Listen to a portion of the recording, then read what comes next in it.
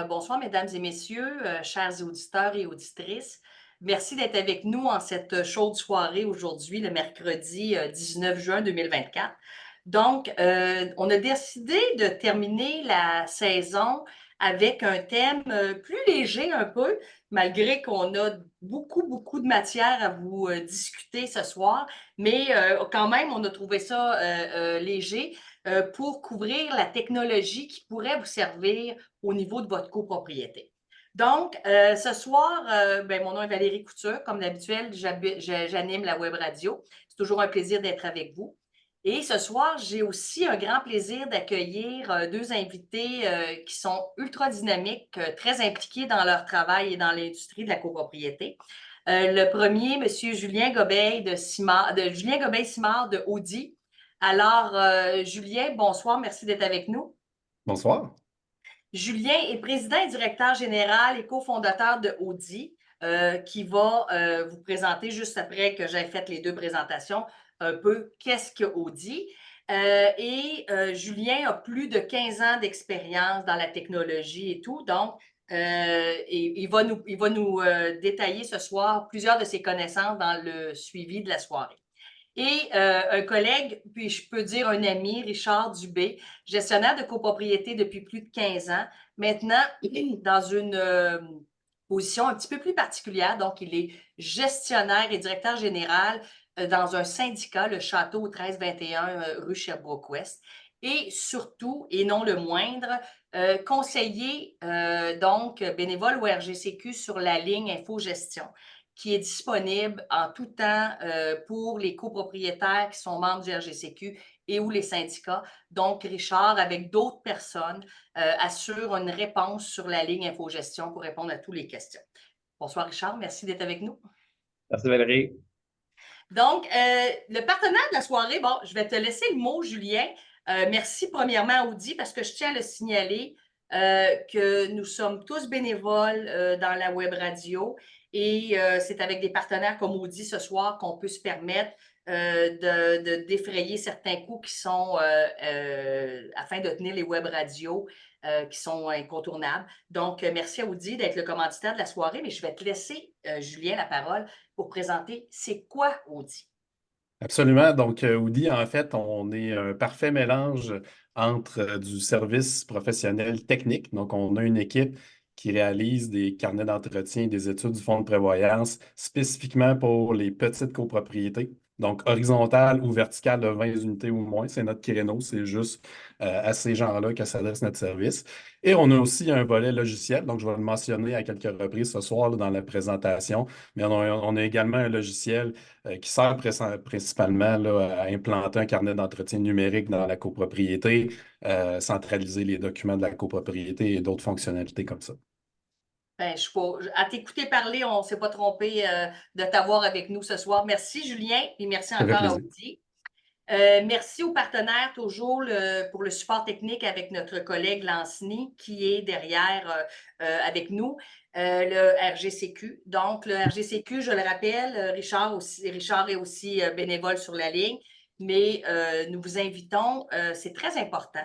Dans un premier temps, le RGCQ est à sa 25e année cette année. C'est un grand défi d'avoir maintenu ce regroupement-là et qui permet à plusieurs syndicats de copropriété et copropriétaires de s'informer, de participer à des formations, faire du réseautage pour des fournisseurs et assister à des rencontres ultra intéressantes. Donc, on vous invite, c'est très peu cher, je tiens à le préciser, pour tout ce qui est offert par le RGCQ. Donc, n'hésitez pas, si vous ne l'êtes pas encore, il est franchement temps de vous inscrire comme membre au niveau du RGCQ. Donc, merci encore à Lanceny d'être avec nous avec les web radios. Donc, on va commencer avec nos deux invités ce soir. On va vraiment échanger sur ce qui est disponible. On va vous inviter à prendre des notes et à regarder à la suite de notre web radio, aller peut-être fouiller pour comprendre un peu plus certains noms qu'on va avoir nommés ou certains outils. Mais on a essayé de diviser ça en catégories. Je pense qu'on va commencer par la première qu'on avait discutée, donc la comptabilité. Donc, Julien, tu peux nous mettre la table sur qu'est-ce qui s'offre offre pour la tenue de livre. Et Richard, tu pourras nous indiquer aussi peut-être les plus faciles, les moins faciles et aussi de rappeler à l'ordre certains, de ne pas oublier que certaines législations qui sont importantes. Fait que Julien, je te laisse nous ouvrir la soirée. Oui, absolument. Ben, merci Valérie. Puis c'est ça, l'objectif de la soirée, c'est pas de rentrer dans le détail de plein de solutions parce qu'il y en a trop. C'est vraiment d'éveiller la curiosité des auditeurs là, d'aller fouiller puis de savoir que certaines choses existent. Donc, ben, au niveau de la comptabilité, bon, à quoi ça sert, hein, les solutions comptables? Ben, préparer le budget, faire la tenue de livre, la gestion des factures à payer, donc les payables, les recevables, préparer les états financiers annuels. C'est sûr que, tu sais, au niveau de la comptabilité, si on n'a aucune connaissance en comptabilité, ben ça peut toujours être un peu compliqué. Donc, il y a des solutions qui sont peut-être plus adaptées ou spécifiques à la copropriété qui existent, notamment, par exemple, des solutions comme Upperbee qui est une solution tout en un qui permet de faire beaucoup de choses, notamment la comptabilité de la copropriété et la gestion des comptes payables ou recevables. Il y a aussi Condo Manager qui est là depuis très longtemps également, là, qui fait ça. C'est des solutions qui sont payantes, hein. Ça va souvent être un modèle là, où c'est un montant d'argent par porte par mois, donc quelques dollars, dépendamment de la taille de la copropriété, mais qui peuvent être des solutions qui sont très intéressantes. Donc, ça prend quand même, je pense, une base de connaissances, mais qui sont quand même assez simples d'utilisation. Euh, Après ça, il y a des solutions qui sont non spécifiques à la copropriété, donc des solutions comptables hein, ils peuvent servir autant à une copropriété qu'à une entreprise. Dans ceux-là qui sont connus, notamment des solutions comme QuickBooks, là, qui servent des millions et des millions d'entreprises à travers le monde. Donc, pas très cher, c'est quand même assez abordable. Des solutions comme Acombogo, qui est québécois d'ailleurs aussi, qui va permettre de faire aussi la comptabilité. Ceci étant dit, ça reste que ça, c'est vraiment des solutions comptables qui ne sont pas spécifiques à la copropriété. Donc, encore là, ça prend un niveau de connaissance en comptabilité qui est peut-être un peu plus élevé que les autres que j'ai mentionnés précédemment. Puis après ça, ben, on a des outils qui sont soit très peu chers ou même dans certains cas gratuits, où là, il faut faire tout le travail soi-même. Je parle les Excel de ce monde, hein, les Google Sheets aussi de ce monde, qui est un équivalent d'Excel. Donc, on peut se servir quand même pour faire un budget, pour faire une comptabilité de base. Donc, notamment pour des petites copropriétés, si on a un minimum de connaissances là, à faire un budget puis à tenir une comptabilité, c'est des solutions là, qu'on peut utiliser qui sont assez simples ou soit gratuites dans le cas de Google Sheet ou très, très peu dispendieuses dans le cas d'Excel. Richard, sur les logiciels qu'on a parlé, tu connais bien les outils qu'on jase, mais il faut quand même, il y a certaines explications pour, Julien l'a bien dit, là, il y en a que ça prend des connaissances, etc. Tu sais, c'est important la comptabilité, hein, parce que c'est quand même, il faut être capable de rendre compte de notre fin d'année, etc. Peux-tu nous donner les grandes lignes là, de quelqu'un qui n'est pas très à l'aise puis qui décide de gérer un peu avec un Excel de ce monde et tout ça. On ne dit pas que c'est pas bon, mais c'est un peu plus difficile. Mais vous avez des comptes à rendre annuellement dans certains niveaux, au niveau de la comptabilité. Ben oui, c'est sûr qu'un syndicat de copropriété est obligé là, de faire une déclaration de revenus là, à la fin de l'année, même si on ne paye pas d'impôts. Ça, c'est une de nos obligations. Donc, il faut produire des états financiers aussi selon le Code civil lors de l'Assemblée générale. Donc, il faut présenter un minimum d'états financiers là, au moins une fois par année, ne serait-ce que pour les années, d'année en année, que le syndicat puisse suivre un peu son budget, puis l'évolution des fonds et les états financiers. Euh, Moi, Excel, je le recommande. Très bonne idée d'utiliser Excel pour les plus petits syndicats, évidemment. Si vous êtes un très petit syndicat, puis vous êtes à l'aise avec la comptabilité, puis vous êtes capable de vous débrouiller avec Excel, bien pourquoi pas? Pourquoi pas? Bien, dès qu'on devient un syndicat un peu plus important, plus de 20 unités, je dirais, ou si jamais vous avez moins de connaissances, bien là, on y va plus pour un logiciel. Moi, j'utilise QuickBooks ici. Fonctionne très bien. On a un gros syndicat. Puis on utilise QuickBooks, puis il n'y a aucun problème. Mais les autres, c'est sûr que c'est pas spécifique à la copropriété. Allez-y avec justement les autres qui sont plus ça peut avoir un avantage là, lorsqu'on devient spécifique à la copropriété. J'aimerais prendre le temps là, de ceux qui n'ont pas eu le temps de prendre en note. Julien le dit super rapidement, le logiciel québécois Acomba, prenez-le en note, A-C-O-M-B-A-G-O, Acombo. Ce sera pas QuickBooks, mais québécois. Pourquoi pas? Pourquoi Absolument. pas? Ouais. Vas-y, Puis, Julien, vas-y. ouais, c'est ça. J'ajouterais peut-être, tu sais, des fois aussi, si vous êtes une petite copropriété, vous avez vraiment aucune connaissance au sein de votre CA en comptabilité, pourquoi pas vous magasiner un comptable dans votre secteur à son compte qui ne coûtera pas trop cher, puis à qui vous allez pouvoir envoyer vos factures à chaque mois, qui va s'occuper de faire vos états financiers à la fin de l'année. Ça peut être une solution qui est très peu chère pour vous décharger de cette responsabilité-là. Puis pour les grandes copropriétés, ben là, souvent, hein, on va avoir l'aide dans bien des cas de nos amis, les gestionnaires immobiliers, qui s'occupent de ça pour vous. C'est encore mieux. Oui, absolument, tout à fait. Bon point. Et tu fais bien de le dire parce que si on a quelqu'un qui est rigoureux ou rigoureuse dans la tenue de livre et qu'on a une personne qui est capable de faire un retour sur l'année, donc une fin d'année pour préparer vos documents, écoutez, c'est très important parce que tantôt, Richard, là, c'est toi qui le dis rapidement, s'assurer des fonds. Il faut que ça suive d'année en année. On ne fait pas juste dire on a dépensé ça puis on a eu ça de revenus, mais combien il reste dans le fonds de prévoyance, qu'est-ce qui a été pris dedans, qu'est-ce qui a été affecté à ces fonds-là. Donc, je suis d'accord avec, il y a même Julien de nos collègues à Richard et moi, gestionnaires, qui offrent des services uniquement en comptabilité. Puis, il y a des comptables qui offrent des services aux syndicats de copropriété. Aussi. Donc, pour les grands syndicats, ils les envoient chez des comptables externes pour faire des états financiers vérifiés, des audits, tout ça, mais ils offrent aussi de la comptabilité soit annuelle ou mensuelle, pour ne nommer des collègues qu'on connaît très bien toutes les trois, des homopathnoses, qui offrent tous ces services-là. Fait que Ouais. oui, il y a des. L'autre chose que je vais juste glisser, parce que vous savez que depuis le projet de loi 16, il y a certains articles de loi qui ont changé, dont l'accès aux documents, donc le registre de la copropriété. Maintenant, on tend à dire qu'il y a deux registres. Il y a le registre de la copropriété et il y a le registre accessible aux copropriétaires, que maintenant on rend plus disponible. Mais souvent, une question qui circule dans les réseaux sociaux puis tout ça, est-ce que je peux partager une fois par mois le relevé bancaire? La question est pour Richard Dubé. Richard, qu'est-ce qu'on fait quand quelqu'un nous dit, ben moi, j'envoie tous mes copropriétaires le relevé bancaire de la banque? Non, mais ça, il faut faire attention parce que le relevé bancaire peut démontrer certaines informations très confidentielles de certains copropriétaires, des paiements, des chèques, des trucs qui ont peut-être qui sont gelés. Donc, ça fait pas partie du registre de la copropriété. Comme on n'est pas obligé de partager chacune des factures à l'ensemble des copropriétaires qui en font la demande, il faut avoir un registre de copropriété, oui, mais ça ne veut pas dire que le conseil d'administration et tous les documents du syndicat sont à livre ouvert. Donc, il faut quand même protéger certaines informations. Merci. Puis on va y revenir tantôt quand on va parler justement des archives, comment on peut garder les box de Semon et tout ça, mais on va y revenir.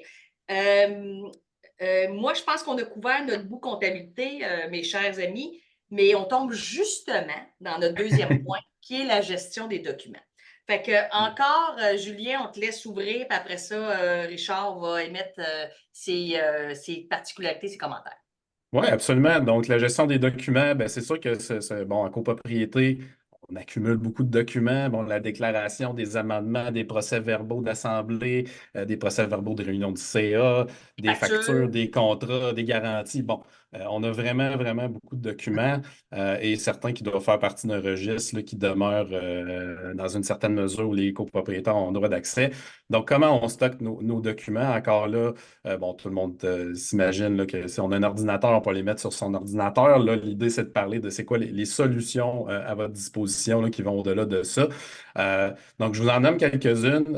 Notamment, ben, il y a évidemment le partenaire de la soirée, la RGCQ, lorsqu'on est membre, qui offre là, un intranet pour les copropriétés là, qui permet quand même là, de faire un certain stockage de documents. Après ça, ben, on a des solutions qui sont payantes, qui sont vraiment spécifiques à la copropriété. Je ramène les Upper B Condo Manager que j'ai nommés tantôt.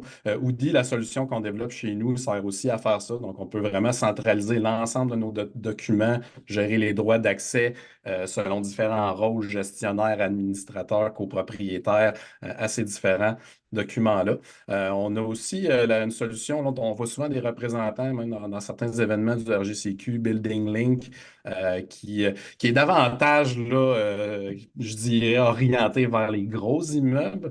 Alors que, par exemple, une solution comme Audi là, va rester ou va être très, très accessible pour des petits immeubles.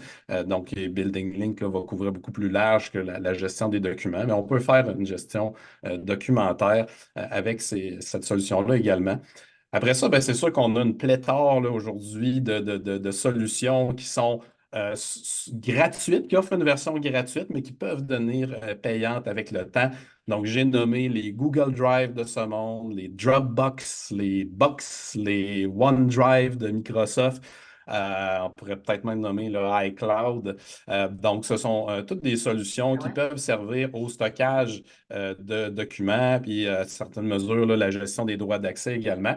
Bon, qui commencent gratuitement. Donc là, il faut faire attention, c'est que ces solutions-là, oui, vont offrir certaines fonctionnalités, certains espaces de stockage gratuitement, mais à un moment donné, si on veut avoir accès à certaines fonctionnalités ou dépasser l'espace de stockage qui est donné gratuitement, eh bien, c'est des solutions qui vont devenir payantes. Donc, c'est des solutions qui peuvent être très intéressantes à première vue, jusqu'à ce qu'on se rende compte là, des limitations et que là, on doive se mettre à payer. Donc, très important de bien évaluer euh, ses besoins. Après ça, ben, tu sais, il y a beaucoup souvent là, des questions qui sont posées là, par rapport à des solutions comme ça. Je pense qu'il y a souvent des craintes qu'on entend par rapport à la sécurité et tout ça. Ceci dit, ces solutions-là là, sont toutes éprouvées. C'est vraiment très, très, très, très, très sécuritaire. C'est à peu près impossible de perdre des documents là-dedans. Quand il y a des documents qui sont perdus, souvent, on appelle ça un code 18. Là, c'est quelqu'un chez vous qui les a effacés et non pas la solution dans le nuage qui les a perdus. C'est un peu un mythe et ça sera toujours plus sécuritaire là, tu sais, d'avoir un administrateur qui stocke tout sur son ordinateur, qui peut se briser, qui peut être perdu, qui peut prendre l'eau dans un dégât d'eau, etc., Voler. etc. Ouais, c'est ça. Fait que si vous conservez vos documents sur un ordinateur de grâce, faites des copies de sûreté là, de façon régulière, mais je conseille quand même vivement là, d'aller vers des solutions dans le nuage là, qui sont beaucoup plus sécuritaires. Merci, Julien. Richard, tu sais on voulait effleurer justement la loi sur la protection des renseignements personnels. Julien a dit qu'il faut stocker ça, c'est sécuritaire, tout ça. Bon, puis le code 18, ben c'est ça, il est toujours en avant de l'écran probablement. Puis il est aussi là pour perdre l'information, mais il faut faire attention parce que qu'est-ce qu'on peut dire aux syndicats qu'est-ce qu'ils ont comme responsabilité par rapport aux archives du syndicat, aux renseignements personnels? Peux-tu développer là-dessus, Richard? Oui, ben dans le fond, tout d'abord, c'est sûr que le syndicat a une responsabilité de garder des documents, des archives, le registre. Ça, on est obligé de garder accès à certains documents. Mais ensuite, avec les nouvelles lois, on a l'obligation de bien les protéger, d'avoir des procédures pour pas se les faire voler. Puis aussi, lorsqu'il y a des informations qui ne sont plus pertinentes, on a des obligations de les détruire de la bonne façon également. Donc, ça aussi, il faut faire attention. Mais le syndicat a plusieurs. L'information, c'est super important. Les registres, on en parle tellement que c'est important de bien gérer les registres parce que vous en avez besoin. Vous devez aussi penser, évidemment, à permettre l'accès lorsque vous ne serez plus là, donc au prochain conseil d'administration, lorsque vous ne serez plus sur le conseil d'administration. Donc, il faut qu'il y ait une passation des documents de plus en plus facile et non pas aller porter une boîte aux nouveaux administrateurs de quelques cartables, etc. Ils Ouais, on a déjà vu finissent, ça aussi, des ces administrateurs. boîtes-là, on ne les voit plus. Ouais, c'est ça. Ouais. On a déjà vu ça, là, des administrateurs qui déménagent, puis dans la boîte de déménagement, il y a le carnet d'entretien papier de l'immeuble, puis on ne le revoit jamais. Donc, il faut faire attention à ça. Je fais du millage sur ce que Richard vient de dire, là. Il y a des changements d'administrateurs. la gestion des droits d'accès. Donc, s'il y a quelqu'un qui Absolument. débarque du CA, il y en a un nouveau très important de se rappeler, là, de venir modifier ce à quoi chaque personne là, peut avoir accès. Là, donc, et puis venir protéger là, certains documents, certaines informations qui ne devraient pas être disponibles à tout le monde. Écoutez, on a déjà une bonne question de M. Desjardins. Numérisation des documents. Avez-vous une solution? Fait que la question est assez large. Je ne sais pas si s'il veut parler de est-ce qu'on peut garder uniquement des documents numérisés sans garder le papier? C'est ma première question. Et non, et si en plus il veut savoir qu'est-ce qu'on a-tu une solution pour la numérisation des documents? Parce qu'on est rendu là, il ne faut pas se le cacher. On vient de parler des boîtes qui suivent, à un moment donné, qui ne suivent plus non plus. Là. Oui, c'est ça. Non, mais tu sais, C'est une bonne question. Tu sais, nous autres, chez Audi, là, quand on fait, par exemple, des projets d'études du fonds de prévoyance, là, on fait face à des copropriétés qui ont juste un certificat de localisation papier, juste une déclaration papier, juste les plans de construction de l'immeuble en version papier, puis on leur dit tout le temps la même chose. De grâce, allez faire numériser ça pour préserver ces documents-là sur le long terme. Des solutions magiques n'en existent pas. Souvent, ça va nécessiter de mettre tout ça dans une boîte puis de partir chez Bureau en gros. Oui, Puis d'investir un montant pour faire numériser ça, puis repartir avec une clé USB avec tous nos documents numérisés. Donc, faut y aller à la dure là, dans cette épreuve-là. Mais si on le fait après ça de façon régulière, puis tu sais, aujourd'hui, quand on reçoit des factures, des contrats, là, tu sais, plus souvent qu'autrement, c'est tout rendu numérique de toute façon. Donc, c'est un coût à donner, mais une fois que c'est fait, on fait juste le maintenir. Charles? ouais, tu sais, moi, j'aimerais rajouter, il y a plein de firmes plus spécialisées qui peuvent numériser, disons, des gros plans de bâtiment ou numériser des boîtes si vous voulez pas. S'il y a personne qui veut se taper le travail de numériser une par une les pages, donc ça, c'est plus dispendieux, évidemment, mais il y a des firmes spécialisées qui peuvent souvent des imprimeurs, là, de genre ils peuvent numériser ça pour vous. Euh, Puis évidemment, parce que moi, chez moi, on a fait ça, numériser tous les vieux plans. Puis on les a mis maintenant, évidemment, dans le cloud, etc. Puis sinon, s'il y a des documents qui arrivent en papier, c'est automatique. On le scanne de façon manuelle au bureau. On le scanne, on le met dans le cloud, puis pour que le papier, évidemment, disparaisse Oh, tranquillement. c'est ça.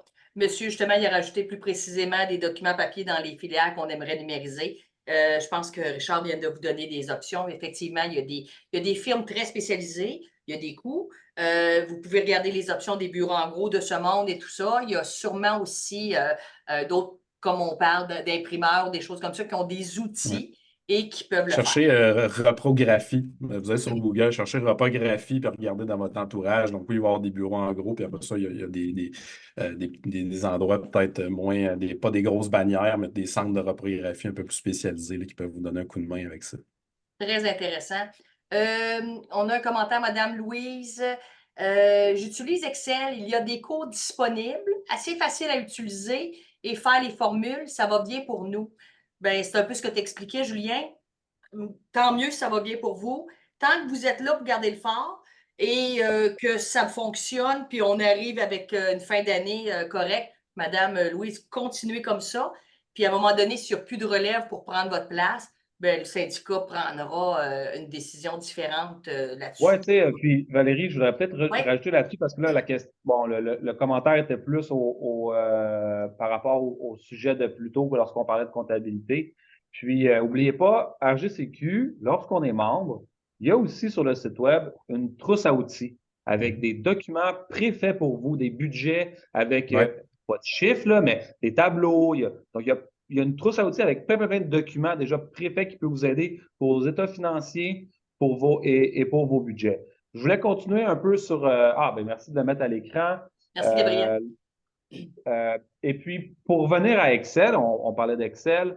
Moi, je reviens, j'ai la même opinion un tout petit peu, mettons, disons, d'utiliser les Google Drive et comparativement à des logiciels payants spécialisés. Encore une fois, si vous êtes un plus petit syndicat et que c'est raisonnable pour vous d'y aller avec des solutions gratuites, ça fait la job, mais parfait. Google Drive fonctionne très, très bien pour avoir des dossiers à partager juste avec le conseil d'administration ou à partager avec parfois l'ensemble des copropriétaires. On donne accès à différentes adresses courriels. Et lorsque vous êtes plus sur le conseil d'administration, vous cédez les pouvoirs aux nouveaux qui embarquent et les accès aux différents dossiers et sous-dossiers qui seraient sur le Google Drive. Donc, il y a plein de belles opportunités avec ça qui sont gratuites, mais c'est sûr que dès qu'on est un bâtiment qui est de plus, je ne sais pas, plus de 20 unités, 40 unités, ben là, on peut aller avec des options qui sont un peu plus poussées, qui vont perdurer un peu plus dans le temps,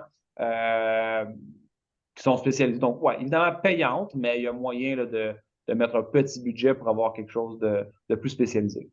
Surtout, Richard, si jamais on le fait à l'interne, juste le paiement du logiciel, je vais parler de Condo Manager, qui est relativement abordable, bien, ça permet aux gens qui le tiennent eux-mêmes, qui ont quelques, comme on a dit, des connaissances de base, qui sont capables de bien rentrer.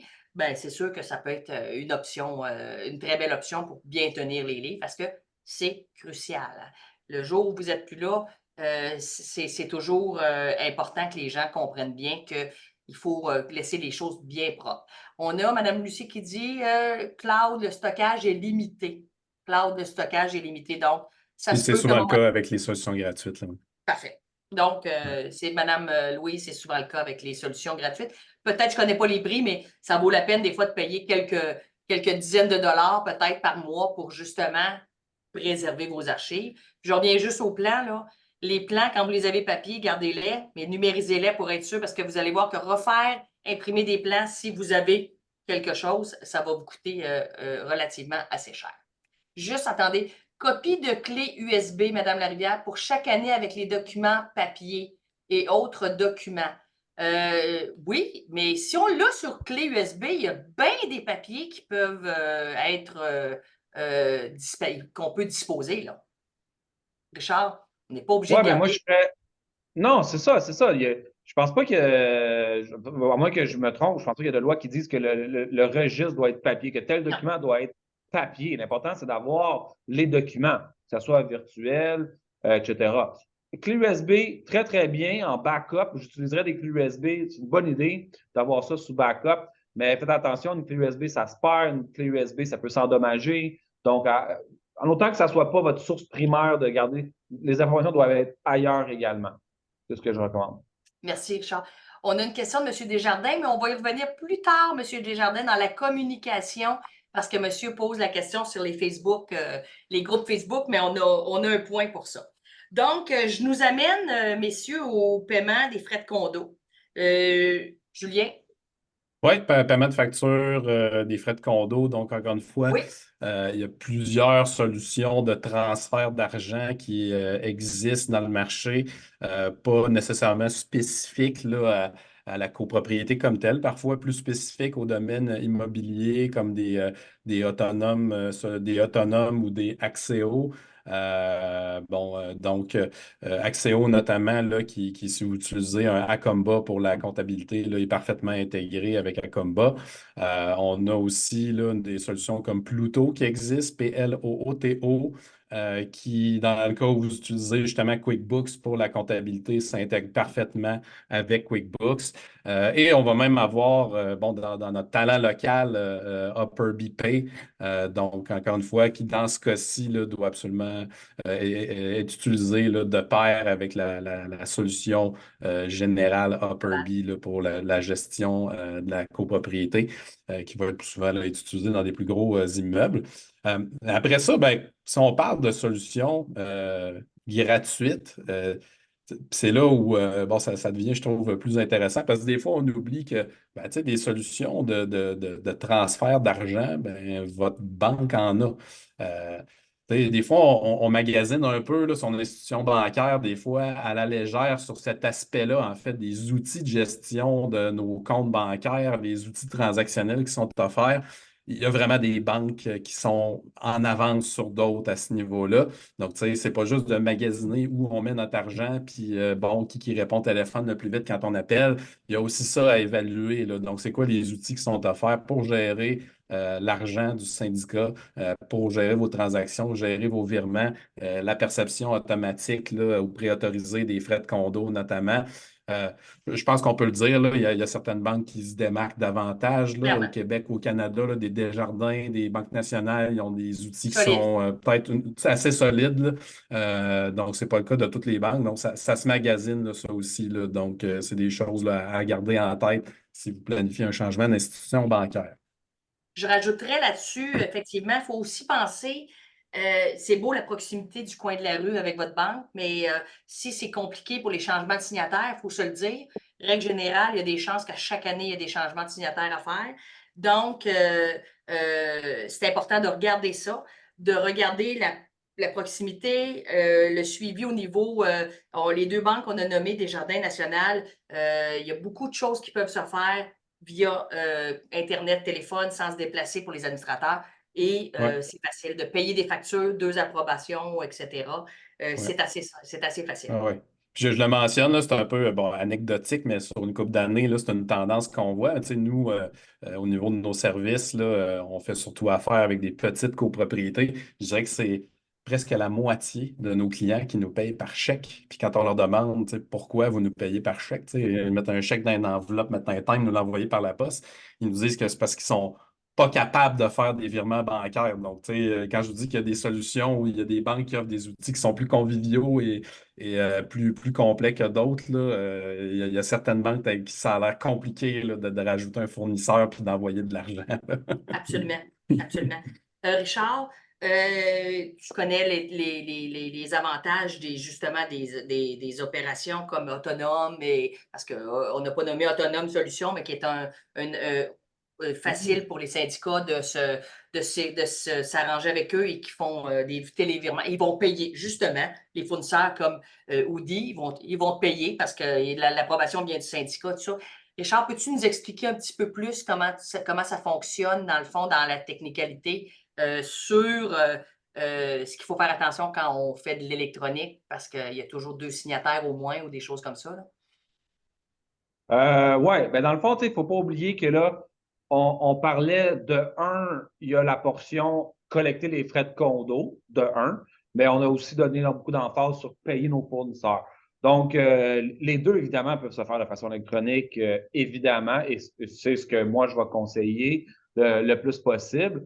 C'est sûr que lorsqu'on paie des fournisseurs, là, il faut faire attention de toujours avoir quand même, dans le temps, on mettait 2 signatures sur le chèque. Donc, idéalement, il faut avoir 2 approbations avant de payer un fournisseur. Mais la plupart des solutions le permettent. Là, je ne connais pas toutes les banques, mais la plupart des solutions que nous, on a parlé, habituellement, il y a ce genre d'option-là là, qui est offert.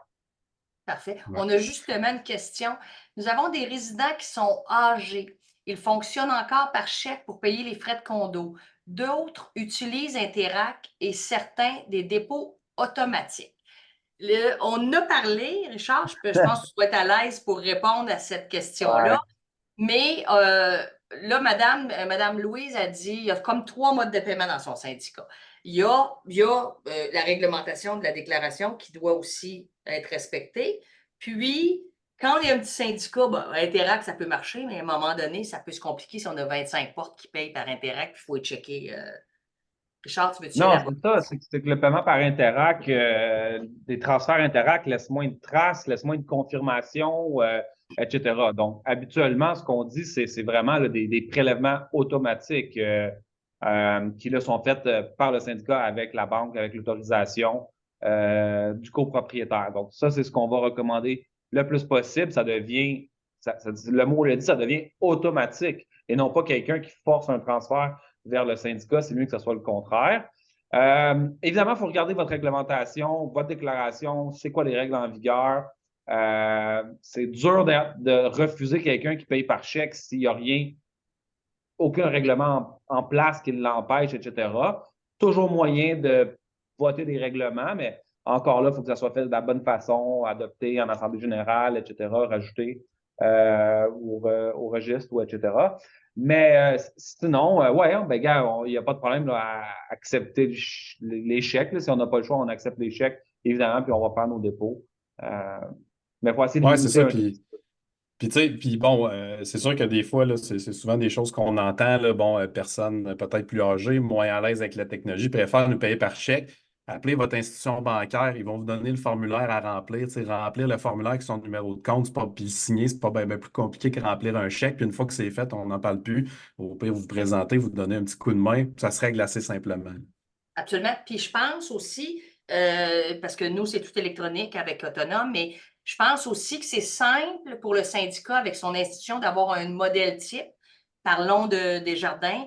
Ben, Desjardins peut fournir au syndicat des formulaires que les personnes remplissent avec leur spécimen et que Desjardins va faire, comme Richard a dit, aller chercher l'argent dans les comptes des copropriétaires.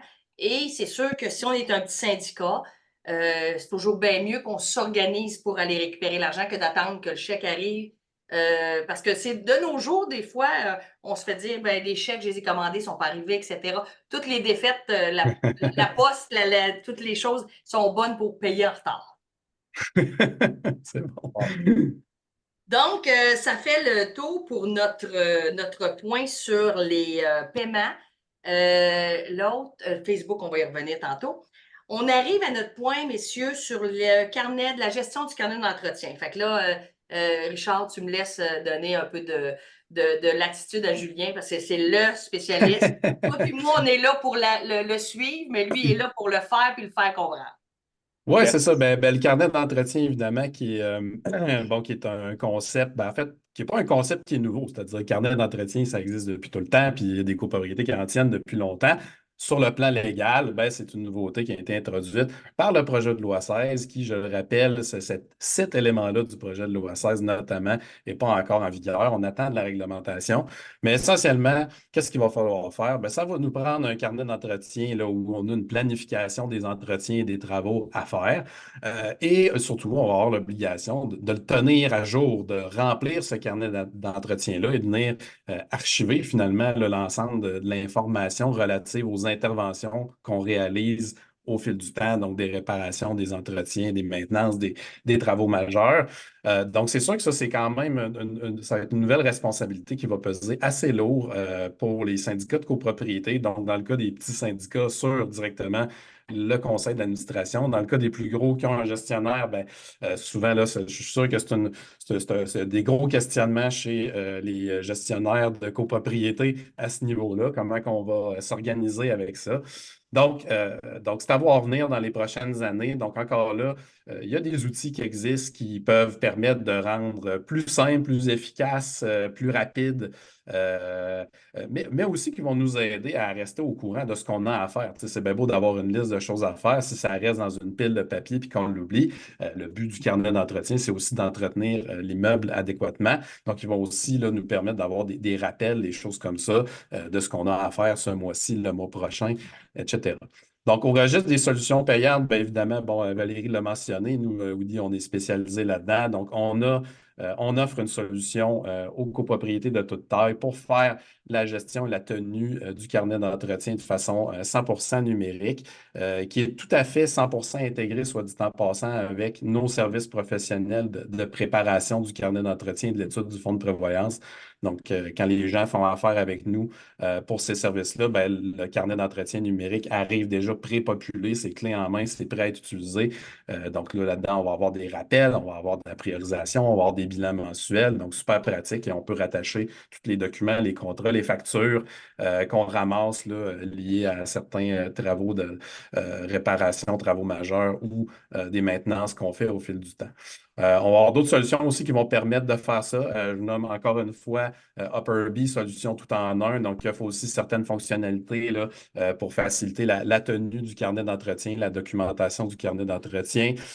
J'ai mentionné le Building Link tantôt pour Building Link pour la gestion de la documentation. Donc, des solutions comme ça, plus adaptées encore une fois aux gros immeubles, vont également permettre là, de tout rentrer notre planification des tâches d'entretien, des travaux majeurs à faire, puis vont nous permettre de venir documenter ces interventions-là par la suite. Après ça, on a des solutions, encore une fois, gratuites ou très peu coûteuses là, qui ne sont pas spécifiques à la copropriété, Mais encore une fois, est-ce qu'il y a moyen de s'organiser avec un fichier Excel dans lequel on a un onglet avec tous nos entretiens à faire, la fréquence auquel il faut le faire, la planification de nos travaux, puis après ça, tenir un genre de registre là, des interventions qu'on fait au fil du temps, venir mettre les factures, les contrats, les garanties sur un OneDrive ou un Google Drive. Donc ça, c'est des belles combinaisons qui peuvent marcher aussi. Donc, tu sais, un Excel ou un Word avec un OneDrive ou un Google Sheet avec Google Drive, donc ils sont très bien intégrés ensemble. C'est sûr que ça va demander un peu plus de travail. On n'aura pas toute la beauté des tris, des priorités, Des des rappels rappels. automatisés, des bilans mensuels, etc. Donc, c'est quand même moins aisé, mais c'est soit gratuit ou très peu dispendieux et ça peut faire le travail également. Après ça, ben, dans les solutions gratuites, je n'ai pas le choix de nommer, mais encore là, on parle de technologie ce soir. Donc, on a une très vieille technologie qui s'appelle le cahier à anneaux avec des feuilles trouées qu'on met dans le cahier à anneaux et qu'on remplit à la main. De grâce, je pense en 2024, il faut passer à quelque chose d'un peu plus moderne qui ne va pas être détruit dans un dégât d'eau, qui ne va pas être abîmé par le temps et qui est, ma foi, très, très, très long à remplir. Là. On en voit des fois des copropriétés, là, ils ont des méchants cartables, tout écrit à la main. Ça prend un temps fou. Il y a des beaux outils disponibles, soit gratuits, pas très chers, ou payants, mais très efficaces. Donc, on a vraiment l'embarras du choix. Richard, Wow! Wow! Quoi rajouter? Désolé, désolé. Mais tu sais, moi, je reviens. Hey, c'est drôle, j'ai encore le même commentaire. J'ai rien contre Excel. Si vous avez un très petit syndicat avec quelque chose d'ultra simple, tu sais, je sais pas moi, là, 3 unités en maison de 6 ville, unités, 6 unités, bah, pourquoi pas Excel? c'est Mais ça. en tout cas, ça, c'est vraiment, dès qu'on devient un immeuble avec le moindrement de mécanique, là, oui, allez-y vers une solution un peu plus intégrée. Les prochains administrateurs vont vous remercier de ne pas avoir utilisé Excel ou un cartable avec des feuilles mobiles. Absolument, absolument, absolument. Et il faut le rappeler. Je suis d'accord, tu as entré de jeu. Julien t'a dit, bon, on attend tout le temps la loi, la fameuse loi. Ça fait 4 ans. C'est la quatrième année qu'on marche toujours sur on attend la fin du Ouais. projet de loi 20, projet de loi 16. Mais pour vos copropriétés, chers auditeurs et auditrices, c'est qu'il faut qu'elles soient entretenues, sans quoi vous allez risquer de remplacer vos parties communes prématurément, qui vont vous coûter beaucoup plus cher que l'entretien. Donc, on donne des solutions. Il y a un coût attaché à ça, mais au bout du compte, dans la gestion globale de votre syndicat, il faut que ça fasse partie de ça. Puis, au moins, si vous travaillez avec Excel, puis vous êtes une championne ou un champion du Excel, c'est une chose qui peut être montée pour un certain temps. Mais le carnet d'entretien, on se le dit, il va être obligatoire à un moment donné. Même s'il n'est pas obligatoire, c'est franchement une bonne idée de l'avoir déjà, mais il va être obligé d'être suivi aussi. Et de plus en plus, un promettant acheteur, les gens vont commencer à le demander parce Ben, que ça a commencé, ça a commencé. Là, on le c'est ça. voit, là, des gens disent, je veux savoir les travaux qui ont été faits dans les 5 dernières années. OK, ben, si on n'a pas de notes nulle part, ça devient difficile là, de démontrer qu'on entretient bien l'immeuble. Tout à fait, tout à fait. Mm. Alors, ça va être précieux. Je vais juste regarder. Question de M. Desroches, un habitué de notre web radio. Est-ce que j'ai raison de croire qu'un rapport d'étude du carnet d'entretien doit comprendre 3 parties? Là, la question est technique pour Julien. Une description des éléments, attendez, ça a bougé, bouge pas. Une description des éléments de la copropriété, un historique des travaux réalisés et un calendrier d'intervention à prévoir. Oui, c'est ça. Ben, il y a différentes formes qui existent, mais typiquement, ce qu'on va retrouver dans un carnet d'entretien, c'est effectivement quelque chose qui ressemble à une description, un inventaire là, des composantes de l'immeuble, souvent classifié avec le standard uniforme 2. Souvent, on va retrouver là-dedans tout ce qui s'appelle l'inspection ou le rapport d'inspection, le rapport d'état d'immeuble, donc ce qui fait état de la photographie au moment où la dernière inspection a été réalisée. Pour les plus gros immeubles, on va aussi parler des inspections là, liées à la loi 122, donc les stationnements multi-étagés, les immeubles qui ont des façades de plus de 4 étages qu'on va venir rajouter à ça. Après après ça, ben, on va avoir la planification au court, moyen, long terme, là, souvent des travaux majeurs, donc les remplacements, réparations majeures de parties communes, et après, tout le calendrier, si on veut, de maintenance, d'entretien, donc des choses qui sont à faire là, une fois par année, quelques fois par année, une fois aux 3 ans, une fois aux 5 ans, et toute la partie archivage ensuite, donc le registre des interventions qui ont été réalisées au fil du temps avec, bon, qui a fait le travail, à quelle date, ça a coûté combien, où sont les factures, où sont les lettres de garantie, où sont les contrats. Donc c'est un peu ça qu'on va retrouver là, dans un carnet d'entretien. On a justement une question, puis un commentaire. Tu veux-tu rajouter quelque chose, Richard?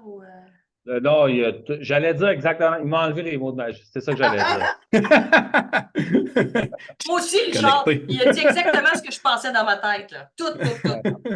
Il y a Madame Larivière qui arrive avec un question. Petit, c'est un commentaire qu'on a comme gestionnaire, puis effectivement, le carnet d'entretien est un travail à temps plein. Je comprends ce que vous voulez dire. Tellement certains points à tenir à jour sont quasi inutiles, voire comme vérifier les dalles de garage toutes les semaines. Les bénévoles, c'est pas vrai. C'est un vrai pas facile. Donc, encore une fois, Excel fonctionne bien pour faire des suivis, établir des dates de travaux selon ce qui est nécessaire. Nous sommes un petit syndicat. Effectivement, on est 3 professionnels dans la copropriété et on le sait que c'est énergivore tenir un carnet d'entretien. Et c'est peut-être pour ça que les outils les mieux adaptés vont peut-être vous coûter un peu plus cher. Mais Madame Louise, à un moment donné, si c'est trop énergivore, il n'y aura plus de bénévoles pour le faire. Fait qu'il faut rendre l'utile à l'agréable et le suivi de ça. Fait que c'est juste Oui, c'est ça. Puis tu sais, une mise en garde, là, j'ai vu des gens qui prétendent tu sais, tenir un carnet d'entretien. Il faut faire attention à la définition qu'on donne au mot entretien dans l'expression carnet d'entretien.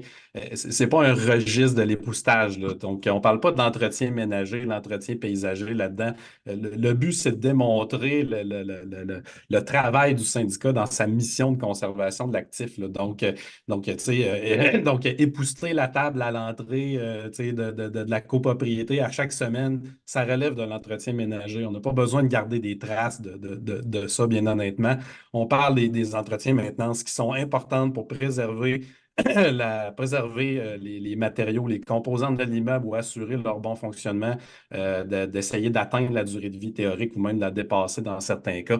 Donc, tu sais, on n'est pas là pour noter à quelle heure le déneigeur est passé pour gratter la neige dans le stationnement. Ce n'est pas ça le carnet d'entretien. On parle de maintien d'actifs ici. Donc, tu sais, des fois, il y en a qui disent hey, c'est donc bien lourd, c'est donc bien lourd. Ouais, c'est parce que vous notez tous les nettoyages de plancher, les époustages, les tombes de gazon, mais c'est pas ça l'objectif, là. Donc, encore une fois, je pense que tu sais, normalement, si vous faites préparer un carnet d'entretien par un professionnel du bâtiment, ben, tu sais, il va arriver avec un dosage qui est relativement juste par rapport à ce qui est important pour maintenir en bon état l'immeuble et les parties communes plus spécifiquement. Puis, il y a des choses, si je peux me permettre, il y a des choses qui sont plus légères, mais qui sont à vérification visuelle 2 fois par année, des joints, entre les pavés unis, tu dis mauvaise herbe, tout ça. C'est juste que ça aussi, ça fait juste favoriser à vous dire, ben l'entretien, je dois peut-être le planifier l'année prochaine ou des choses comme ça, mais on déstresse, je suis d'accord. Des bons outils sont disponibles, mais ça reste une tâche assez importante et surtout très, très importante pour votre bâtiment. Donc, question, là, on va jaser réunion et assemblée générale. Je veux juste nous dire qu'il nous reste 10 minutes, on a deux excellents sujets à couvrir. Mais on le savait, on a dit un matin quand on s'est préparé, on va manquer de temps. Ben, on le savait. Donc, réunion et assemblée, Julien, mets-nous la table. Richard Ouais, va. on y va en mode rapide, là. Donc, les réunions assemblées générales, les solutions payantes spécifiques à la copropriété, AG Connect, Upper B Meeting. Donc, AG Connect qui va être 1000 quelques dollars par réunion, mais qui va comprendre vraiment toute la configuration et l'opération là, par Pour des un gros spécialistes d'AG syndicat. Connect. pour un Ouais. gros syndicat. Upper B Meeting, là, ça va être selon le nombre d'unités, donc ça peut varier là, de quelques centaines de dollars par réunion. Dans ce cas-ci, on est autonome là, à opérer la solution en tant que telle. Assembléevirtuelle.com. Donc, toutes des solutions qui sont spécifiques à la copropriété, ce qui veut aussi dire qu'on va pouvoir tenir des votes selon les répartitions des voix et ces choses-là. On va tout pouvoir rentrer ça, la prise de présence, etc., pour établir le quorum. Donc, c'est vraiment fait pour ça. Ensuite, ben, on a des solutions qui sont gratuites et qui peuvent devenir payantes, là, des Zoom, des Teams, des Google Meet, bon, qui vont venir avec peut-être certaines limitations. Je dirais, ça fonctionne, mais là où ça devient plus compliqué, c'est justement pour la tenue des votes, d'établir le quorum, des choses comme ça. Si on utilise des solutions comme ça gratuites, il faut s'assurer d'être très bien organisé en arrière pour être capable de gérer nos votes de l'Assemblée puis nos prises de présence, là, parce que ça ne va pas le faire pour nous. Donc ça vient là, avec un coût additionnel de préparation puis d'autres moyens pour tenir des votes et des choses comme ça. Donc, ce serait ma mise en garde là, par rapport aux solutions gratuites, là. Richard, as-tu quelque chose à ajouter sur les assemblées? Oui, ben, absolument. Je pense que rendu ici, pas mal tout le monde a essayé une technologie ou un autre pour faire son assemblée générale ou dans un autre cadre de travail, etc. La vraie, les solutions gratuites peuvent très, très bien fonctionner. Par contre, assurez-vous de connaître bien vos gens pour être capable de bien établir un quorum, reconnaître les gens. Et j'espère que vous n'avez pas de vote important à faire parce que là, ça va devenir presque impossible dans les solutions gratuites. Mais si vous avez votre assemblée générale qui est relativement simple, vous n'avez aucun sujet qui va brasser à l'assemblée générale ou de vote important, ben là, vous connaissez votre monde, peut-être essayer une solution Ouais. gratuite. Si on est quatre puis tout le monde a 25 là, ben oui, là, c'est facile de faire des votes dans ce cas-là, là, mais quand Exact. c'est un peu plus de monde plus complexe avec des copropriétaires indivises dans chaque unité, là, ça devient plus compliqué un peu, là. Ouais, puis surtout là, si votre syndicat est un peu plus grand, puis là, il y en a qui commencent à demander des solutions hybrides. Ah, moi, je veux la faire en vrai, je veux en virtuel. Mais là, hybride, par contre, là, ça, je recommande moins des solutions gratuites parce que ça peut sembler simple, vite de même quand on en parle, mais en vrai, la qualité du son sera vraiment décevante. Le vidéo également, évidemment, on ne pourra pas voir si ça ne veut pas utiliser une solution payante. Ça, c'est sûr, ça peut être un peu plus dispendieux, mais faites très attention là, d'essayer d'en faire une en mode virtuel, à moins que Ouais. vous soyez quatre et vous savez très, très bien que là, il va me regarder et ça va être facile, mais soyez prudents. Ouais, Tout pour à les fait. plus grosses assemblées, là, l'hybride, là, c'est techniquement quand même assez compliqué, là, tu sais. Fait que des fois, oui, vous avez des gens, hey, on veut assister à l'assemblée, mais tu sais, on est en Floride pendant l'hiver, fait qu'on n'est pas là. Tu sais, on demande à ce que l'assemblée soit faite en hybride, présentiel et virtuel. Techniquement, c'est quand même compliqué. Donc, moi, Bien, je dirais, surtout si choisissez vous un voulez mode ou quelque l'autre, chose là, de. virtuel ou présentiel, mais pas les deux en même temps, là. Parce que surtout si vous voulez quelque chose de moindre qualité. Parce que sinon, Mhm. virtuel, là, ça va être de qualité là, comme très. L'auditif va être. On ne comprendra Ouais. rien, les micros, Ouais, très non, c'est ça, complexe. c'est très Puis, il ne complexe, ouais. faut pas oublier qu'il y a quand même une loi. On le dit que c'est correct, Richard l'a bien dit, pour les petits, ça va bien, il y a pas de chicane, etc. Mais la loi sur les assemblées virtuelles, suite à l'arrêté ministériel en 2020, a été quand même claire. Il faut un logiciel que quand les gens se connectent, on est capable de les quantifier par leur code-part.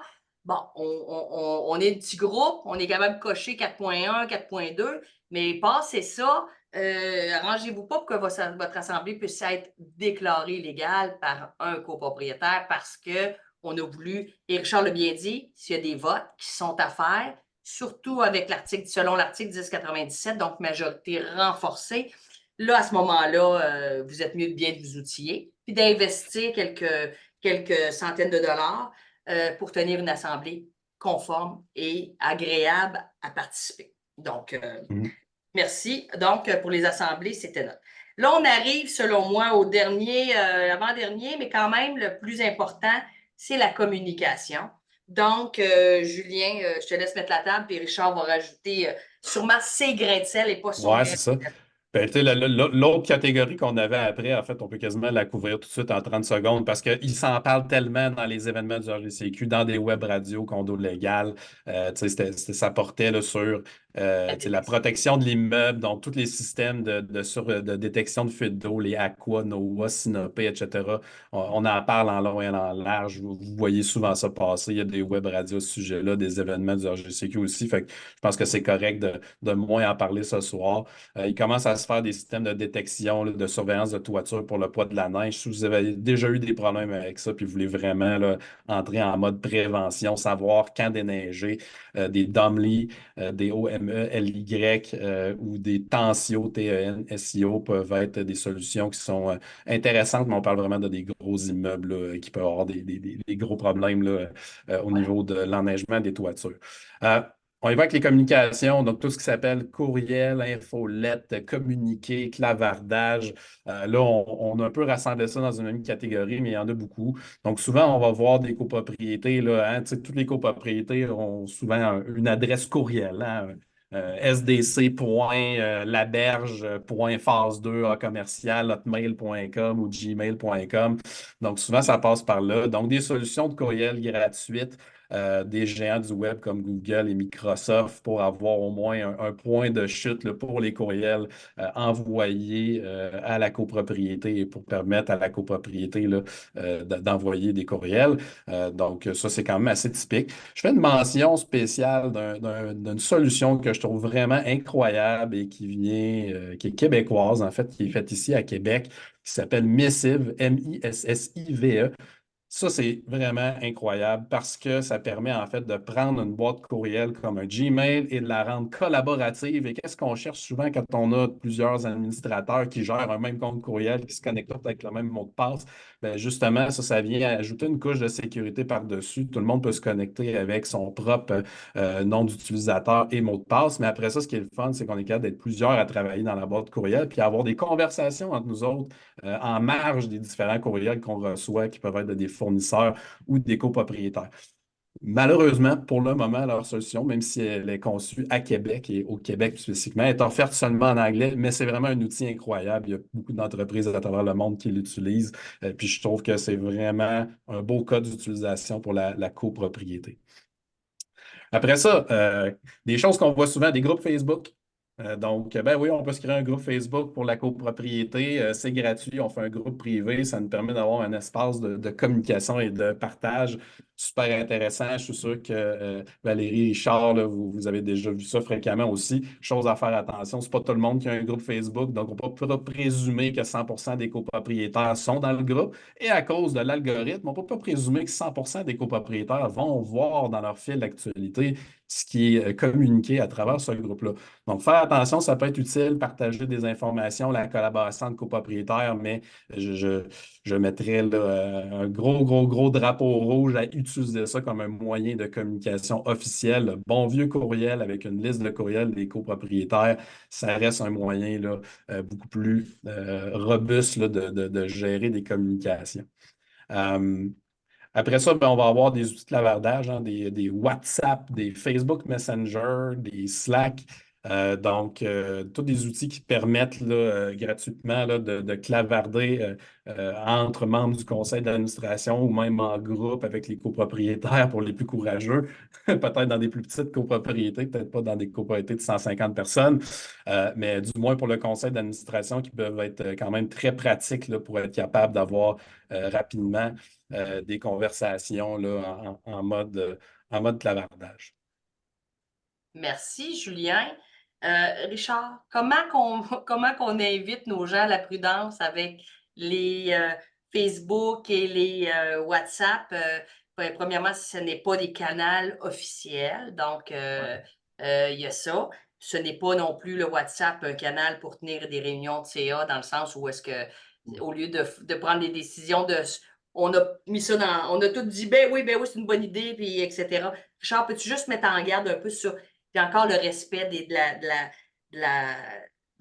tenir un procès verbal ou du moins d'extraire cette discussion-là puis de la mettre sur papier pour qu'il y ait de l'historique au niveau du registre, etc.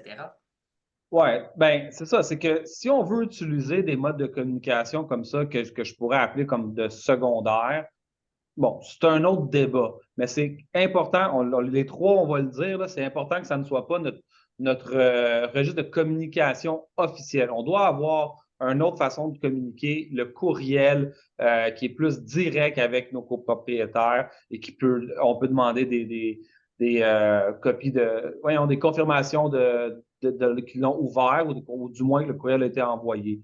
Donc, que ce soit un courriel direct. N'oubliez pas de mettre les adresses courriel en CCI parce que l'adresse courriel ne relève pas du domaine public comme le numéro de téléphone. C'est pas dans le registre officiel qui est public. Mais donc, on envoie des courriels directement, on communique directement avec nos copropriétaires. Puis sinon, on vous rappelle que au niveau du conseil d'administration, il faut avoir des PV de nos décisions. Donc, oui, c'est correct de communiquer entre nous, les administrateurs, via des applications secondaires comme ça, mais qu'on est quand même tenu là, d'écrire des procès-verbaux, de partager les décisions importantes qui sont prises avec le reste des copropriétaires via un procès-verbal.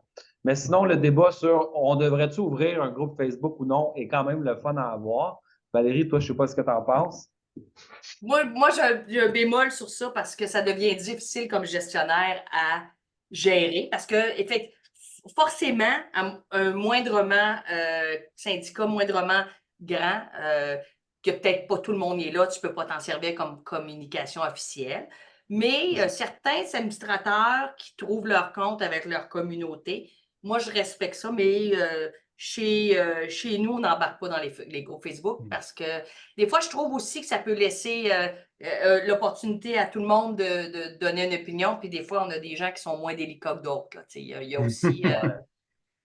Je pense que Julien a bien décrit ce que moi je trouve qui est intéressant avec Facebook, de créer de la communication entre les copropriétaires pour se créer de l'entraide et puis un partage d'informations entre eux, en autant que ce ne soit pas le moyen de communication officiel.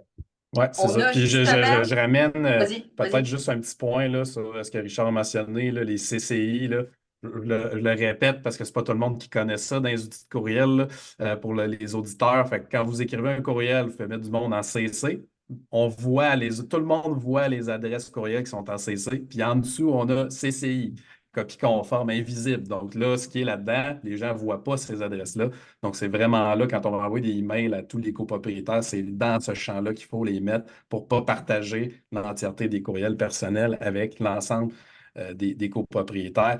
Puis sinon, ben, je l'ai vu quand même fréquemment dans les dernières années, là, des copropriétés où on n'a pas reçu de procès verbal de réunion de CA ou de décision du CA depuis un an, puis la réponse qu'on a, c'est ben non, ben, on n'en fait plus de réunion, on se parle sur Facebook Messenger, puis on prend nos décisions là. Ça ne vous enlève pas l'obligation de produire des procès-verbaux de vos décisions. Donc, comme l'a mentionné Richard, c'est correct si vous voulez le faire, mais n'oubliez pas qu'il y a un devoir de transparence, une obligation de transparence des décisions qui sont prises, qui demeure même si vous ne faites pas de réunion en personne très souvent. Justement, on a M. Desroches, il dit on nous a dit que ça ne prend pas de PV si les décisions sont prises sans réunion physique. Monsieur Desrochers, toute décision du conseil d'administration doit être consignée sur un papier ou un ordinateur et signé, transmis au copropriétaire dans les 30 jours. On n'est pas obligé comme administrateur de transmettre le procès-verbal, mais on est obligé de transmettre un extrait du PV. Donc, on s'est parlé toutes les trois, Richard et Julien et moi, on est administrateurs de notre syndicat. On a parlé pendant 2 heures, mais on a pris juste une décision, c'est de mettre 500 pièces de fleurs. Ben, on devrait colliger que le syndicat va engager une dépense et c'est la décision qu'on veut distribuer aux copropriétaires. Donc, la personne qui vous a dit, parce que vous dites on nous a dit, ben c'est pas vrai. Elle doit vous faire parvenir dans les 30 jours les décisions. Il y avait une question aussi, M. Bourgault qui dit, M. Bourgault qui est souvent avec nous, nous avons un groupe Facebook, on l'utilise pour les infos très générales seulement. Ça, c'est exactement une bonne idée de faire ça. Madame Larivière dit créer un site Internet pour être utile. On peut aussi restreindre l'accès avec des codes à certains documents si nécessaire. Oui, absolument, absolument. Vas-y, De nos jours, Julien. là, des outils comme Wix, par exemple, là, un créateur de site web, il y a des modèles qui existent. Donc, on peut créer un site web très simplement, puis avoir un portail protégé par courriel, mot de passe, donner accès à certains utilisateurs, puis garder certains documents ou informations là, réservés à certains usagers. C'est peut-être, je dirais, un peu Plus c'est lourd? vraiment rendu plus facile que c'était, mais c'est peut-être un peu lourd. Là. Tu sais, entretenir un site web Ouais. comme ça, puis d'aller mettre des liens, tous les documents, c'est quand même là, long versus d'autres solutions là, qu'on a parlé ce soir. Mais c'est ça la beauté de la technologie, c'est que tu sais, il y a 20 ans, il fallait être un développeur, un programmeur, faire un site web. Aujourd'hui, on est capable de mettre un site web en ligne en quelques dizaines de minutes. Donc, c'est des outils là, effectivement qui existent et qui peuvent servir. J'aimerais ça, Julien, juste entendre sur l'intelligence artificielle parce que je sais qu'il est quand même 5 minutes trop tard, mais pour ceux qui sont encore là, je pense qu'on ne peut pas passer, on ne peut pas fermer notre web radio sans Oui, préciser effectivement, quelque tu as bien chose là-dessus. raison. Dire que ça Puis existe merci. au moins. Mais merci de me donner l'opportunité, parce qu'évidemment, là, dans les dernières années, avec les OpenAI, les chats GPT qu'on entend souvent parler Ouais. de ce monde, là, c'est sûr que ça peut donner beaucoup d'idées. Moi, je fais partie, évidemment, bon, en étant en technologie, je fais quand même partie de ceux qui pensent que dans quelques années ou d'ici là, les 5, 10 prochaines années, je pense qu'en copropriété, ça va vraiment changer la donne, comme dans plusieurs domaines là, de toutes les industries, évidemment.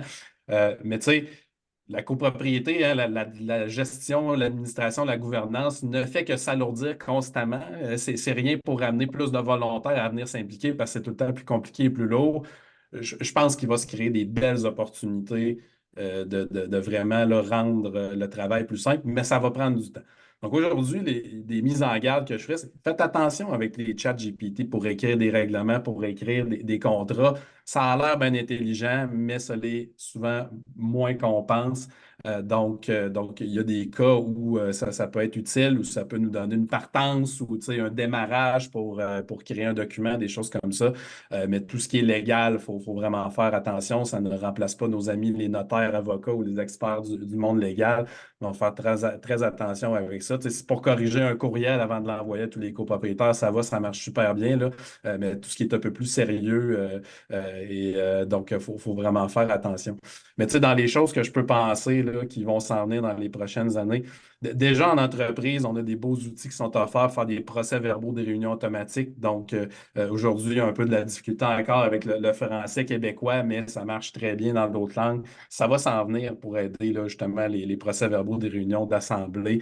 On peut penser à tu sais, être capable de prendre en compte notre contexte, d'avoir un peu notre assistant personnel là, avec notre déclaration de nos règlements qui serait capable d'être une première ligne automatisée de service à la clientèle pour des copropriétaires qui ont des questions comme j'ai-tu le droit d'avoir un barbecue? On a-tu le droit d'avoir des gros chiens dans notre condo? Je peux-tu fumer en dedans, dehors? Je peux-tu mettre ma roulotte dans le stationnement? Donc, ça, c'est des choses, je pense qu'on va venir voir arriver là, bientôt. Puis à plus long terme, qui sait, on peut-tu parler de m'amener rendre un peu plus autonome les gens dans le diagnostic de leur immeuble, faire certaines vérifications automatisées avec notre cellulaire, notre caméra, de la gestion de conflits. Donc, tu sais, on peut rêver. Je pense que mettons, d'ici 10 ans, là, je pense que le monde de la copropriété va beaucoup changer grâce à l'intelligence artificielle. Euh, mais on n'est pas tout à fait rendu là aujourd'hui. Donc, faites attention là, à ne pas gérer votre copropriété à partir de ChatGPT. Ce n'est pas encore rendu là. Merci, Julien. Richard, tu as quelque chose à rajouter sur l'intelligence artificielle? Non, non, merci beaucoup, Julien. Merci Valérie de nous avoir invités. Super bon web radio ce soir. Merci, merci beaucoup. Donc, merci d'avoir été avec nous. On a tenté de vous faire un crash course sur les technologies, comment ça peut vous aider, tout ça. Merci à Julien Gobeil-Simard. Merci Richard Dubé. Merci à vous deux, c'est super le fun. On a préparé une belle émission, puis on a réussi quand même on est un peu en retard, mais on a réussi quand même à cadrer le sujet au complet. Pas Donc, si mal, pas si chapeau, mal. chapeau. Merci beaucoup. Merci à Audi comme commanditaire de la soirée. Écoutez, vous avez vu, Julien, la technologie, Richard et moi, on était des spectateurs ce soir, donc ils sont très reconnus là-dedans. carnet d'entretien, copropriété. Ils ont aussi des services professionnels avec une équipe d'ingénieurs ultra le fun à faire travailler, tout ça. Donc, merci encore à Audi d'avoir participé comme commanditaire ce soir. Donc, merci au RGCQ, merci à Lanceny d'être avec nous. Ce soir, nous sommes à la fin de la web radio. Donc, vous pouvez les voir avec les... ils sont disponibles sur Condo Légal. Excusez, je déparle. Mais tous les web radios sont potentiellement visionnables parce qu'on a fait quand même un ménage sur ceux qui étaient plus d'actualité. Donc, vous allez pouvoir visionner. Et je dis toujours, Condo Légal, souvent c'est une référence que nous, les gestionnaires, on va chercher des fiches pratiques qu'on peut joindre à certains copropriétaires qui demandent des informations ou des gens qui comprennent moins bien une telle chose. Donc, on peut se servir du site de Condo Légal pour vous aider à faire comprendre et expliquer des choses à vos copropriétaires. Donc, merci. Je vous souhaite un excellent été. On commence bien avec à peu près 35 dehors aujourd'hui. C'était notre dernière. On se revoit en septembre, potentiellement le 18, mais j'aime mieux dire potentiellement parce qu'il faut toujours regarder les agendas de nos panélistes qui sont disponibles et tout. Donc, on va se voir en septembre. Ça risque d'être une web radio pour mettre la table pour l'automne. Et aussi, on va souligner le 25e du RGCQ qui est en branle maintenant. Donc, je remercie encore Richard et Julien. Merci Gabriel, merci Lanceny. Merci à tous. Bonne fin de soirée. Bonne fin de soirée. Bye bye.